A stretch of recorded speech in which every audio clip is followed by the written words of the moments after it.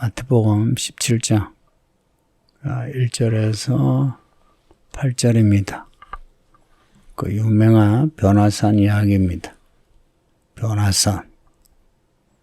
산의 이름이 원래 변화산이 아니고요. 예수님이 그 산에서 변화되셨다 해서 변화산이라 부릅니다. 이 변화산이 어디에 있는 산이냐 이런저런 추측이 많은데 그냥 변화산이라고 알고 있으면 될 것 같아요. 예수님이 베드로와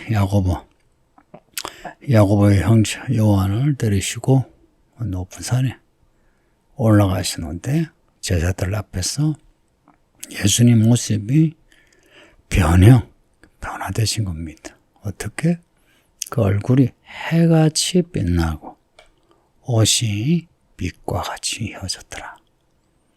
이 세상 옷이 아니고요. 세상 사람 얼굴이 아닌 겁니다. 예수님이 이 변화산에서 변화되셨는데 천사와 같이 혹은 하나님처럼 그 모습이 변화되신 겁니다. 이때 모세와 엘리야가 어디서 나타났는지 나타나서 예수님과 더불어 말을 하는 겁니다.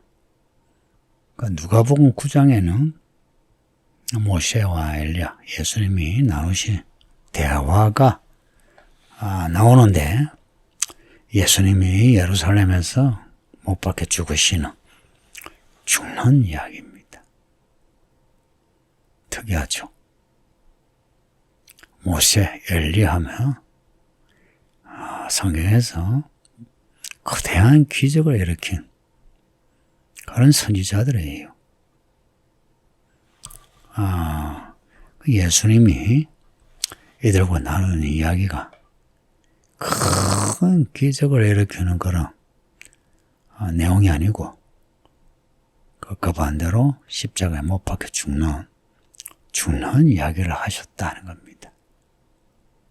그러고 보면은 구약의 모세와 엘리야 이야기, 그 거대한 기적의 이야기 안에는 예수님이 십자가에 못 박혀 죽는 이야기가 들어가 있습니다. 모세와 엘리야 이야기만 아니고 구약의 모든 이야기에 예수님의 죽음의 이야기가 있다는 거 신비롭지 않습니까? 앞에 16장에서 바리새인과 사두개인들이 와서 하늘로부터 오는 표적을 보여주라 요구했을 때 예수님이 요나의 표적밖에는 보여줄 게 없다라고 하셨죠.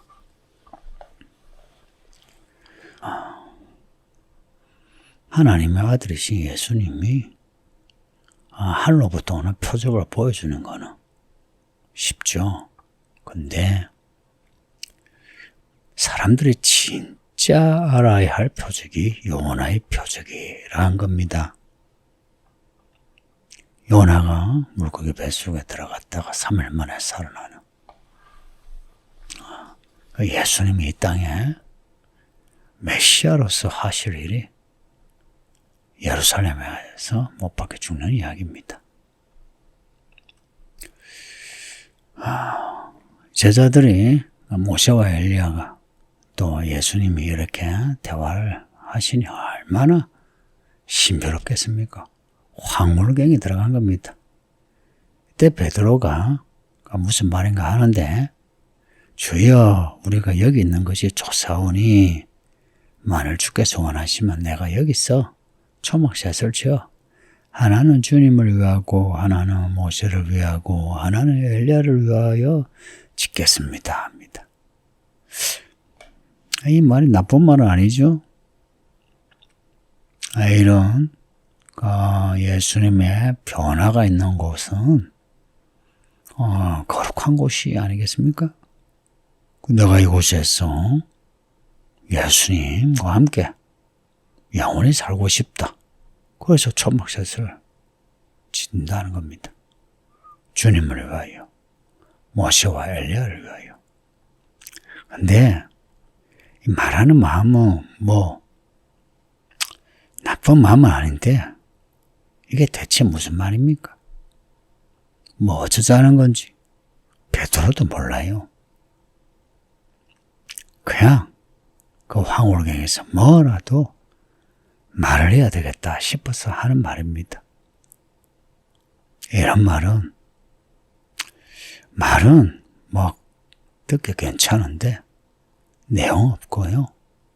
내용이 없는 말은 그냥 빈껍데기입니다. 믿음에 내용이 없어요. 알맹이 없어요. 그래서 이런 믿음은 믿음에 열매가 없습니다.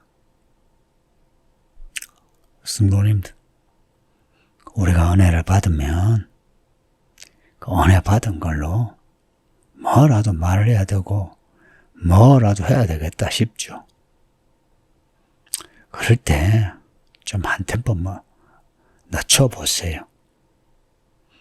5절 보면 이 제자들이 이런 말을 할 때 혼련히 빛난 구름이 제자들을 덮으면서 그 빛난 구름 속에서 소리가 나는데 이는 내 사랑하는 아들이요 내 기뻐하는 사람이다. 너희는 그의 말을 들어라 하십니다. 하나님이 아버지 하나님이 하시는 말씀이죠. 내 사랑하는 아들이요 내 기뻐하는 자라.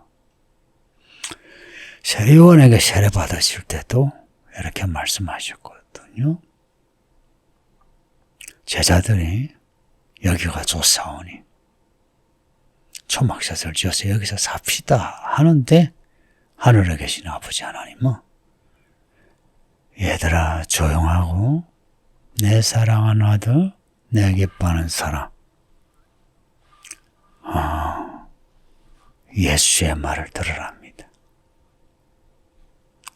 믿음에서 가장 중요한 일, 우리가 어떤 일을 당했을 때 가장 먼저 해야 하는 일, 예수님의 말씀을 듣는 겁니다.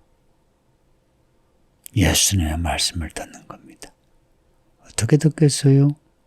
성경을 읽고 또한 말씀을 배우면서 듣는 겁니다.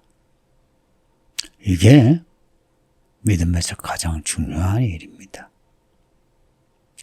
베드로처럼 뭐 좋은 일이 있어서 흥분해가지고 뭘 하겠다 이런 거라든지 아니면 나중에 베드로가 예수님이 못 박혀 이제 죽으실 때 나 예수 몰라요. 자기도 모르게 그런 말 했거든요. 그렇게 안 좋은 상황에서 내뱉는 말이라든지 다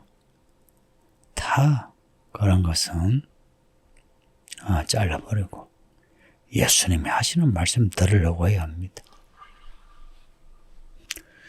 6절에 보면 제자들이 이 말씀을 듣고 엎드려 심히 두려워하니 얼마나 두려워했느냐.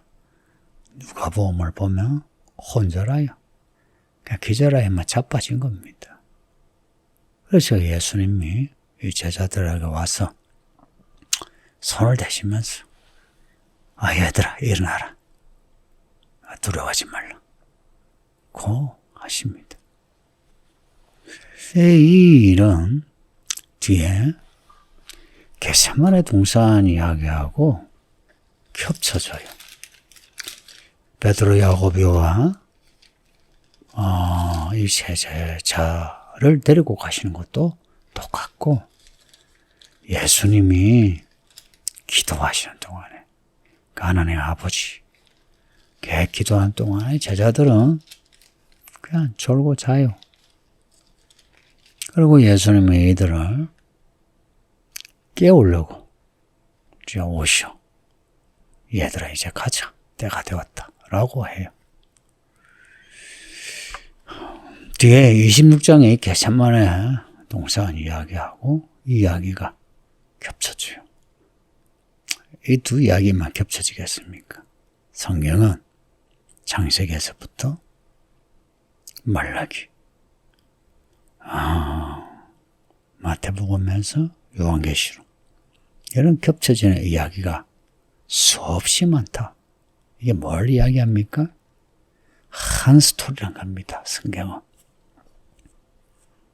그러니 구약을 읽으면서도 신약의 예수님을 볼 수 있어요. 놀랍죠? 볼 수 있을 때까지 성경을 읽고 배우세요. 마태복음 따로, 마가복음 따로, 뭐 이런 식으로, 혹은 신약 따로, 구약 따로 하면 사람이 생각이 단편적이 돼요. 그러니까 믿음이 단편적인 믿음이 돼요. 그러면 베드로처럼 어떤 이런 그 놀라운 장면 보면 자기도 모르는 말을 그냥 해요. 듣기엔 괜찮죠. 주를 위하여, 여러분도 뭐 교회를 위하여, 뭐 복음을 위하여, 구제를 위하여, 성결을 위하여 말하죠. 제가 목회하면서 경험이 뭔가 위하여 이렇게 내뱉는 사람들 치고 제대로 교회 일 한 사람을 본 적이 거의 없습니다. 거의 없다는 게 무슨 의미인지 아시죠? 정말 교회 일꾼은 말씀을 읽고 듣고 변화되는 사람입니다. 여러분은 그런 참된 교회 일꾼인가요? 오늘 이 본문에 변화되신 예수님, 모세와 엘리야가 십자가 일서로 이야기하시는데 제자들은 그 예수님을 따르는데 십자가에는 관심 없어요. 여러분은 관심 있나요? 우리가 가야 할 길이 자기를 부인하고 자기 십자가 지는 십자가 길이라고 앞에 16장에 말씀하잖아요. 그게 관심이 있나요? 말로는 관심이 있을 수 있죠. 실제로 관심이 있느냐 하는 겁니다. 제자들은 여기가 좋사오네 하고 여기서 삽시다 하는데 예수님은 일어나라 내려가자 그럽니다. 가야 할 길, 가야 하는데 많은 성도들이 제자리에 머물러 있습니다. 그러면서 내가 봤다, 들었다, 했다 머물러 있습니다. 우리에게 주신 말씀, 우리가 가야 할 십자가의 길입니다. 성도님들, 오늘 제가 여러분에게 읽고 사실 특별한 설교한 건 없는데 그럼에도 이 말씀의 의미를 깨달을 수 있는 성도 되어주시기를 부탁합니다. 아버지 하나님 감사합니다. 오늘도 마태복음을 읽게 하시니 변화산의 이야기에서 제자들에게 하시는 말씀, 우리에게도 똑같이 하시는 말씀인 줄 아나이다. 예수님, 우리는 예수님을 놓치지 않게 하소서. 예수님을 떠나지 않게 하소서. 그냥 예수님이 가시는 곳에 따라가고 예수님의 말씀하시면 순종하는 예수님의 좋은 제자 되게 해주세요. 이 교회가 작고 약하나 모든 성도가 다 하나님의 종되고 예수님의 제자된 교회 되게 해주세요. 예수님의 이름으로 기도합니다. 아멘.